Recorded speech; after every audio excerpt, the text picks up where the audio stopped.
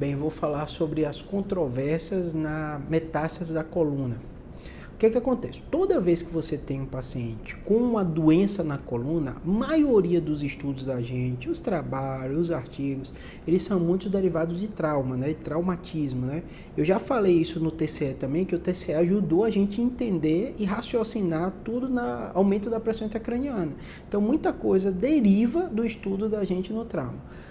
Na coluna é muito parecido. Então, a maioria das vezes, quando a gente fala de instabilidade da coluna, se precisa ou não artrodese, tudo isso vai ser muito derivado de grande parte dos estudos que a gente fez em coluna traumática. Então, você tem um acidente, você fraturou a coluna e você imagina se tem ou não sinal de estabilidade, e tem muitos scores que ajudam a gente a decidir ou não. Nos últimos anos, botar assim, nas últimas décadas, aconteceu uma coisa bem curiosa, né, que mudou a incidência da gente, neurocirurgião, ver muito trauma para ver muito doença oncológica.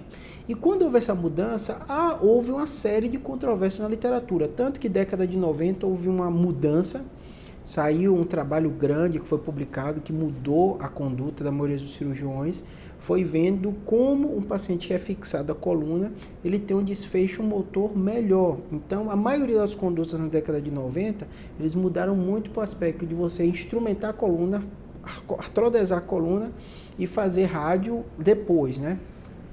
O que está acontecendo agora? O fenômeno que a gente tem visto agora é que os pacientes oncológicos estão vivendo mais ainda. Então, a gente fala que hoje 30% a 40% dos pacientes vão ter metástase na coluna.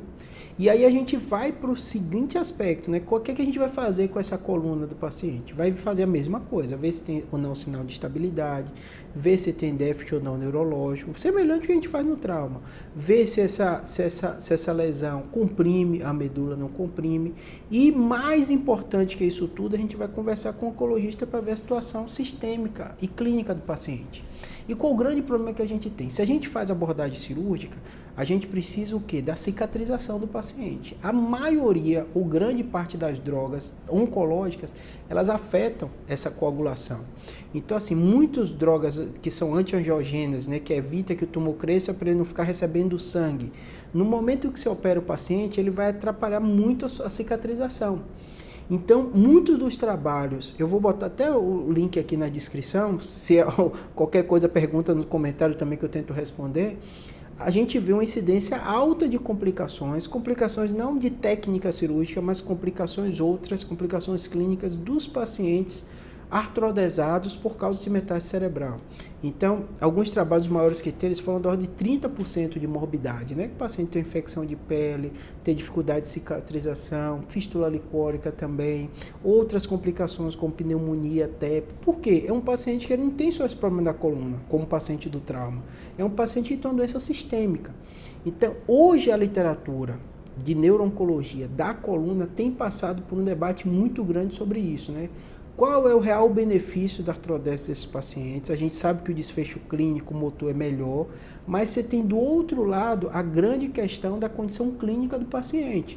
Então eu falo para todo paciente, o paciente não morre de metástase na coluna, ninguém vai morrer, mas pode deixar uma sequela importante, que vai piorar a qualidade de vida. Então é uma balança que não é simples, que você tem que envolver o oncologista, você tem que envolver o radio-oncologista, você tem que envolver a família para colocar os prós e os contras. Então assim, eu acho do que eu lido no dia a dia na neuro-oncologia, uma das coisas mais controversas, mais difíceis de se decidir, por causa de tudo isso que envolve a literatura e o contexto clínico do paciente.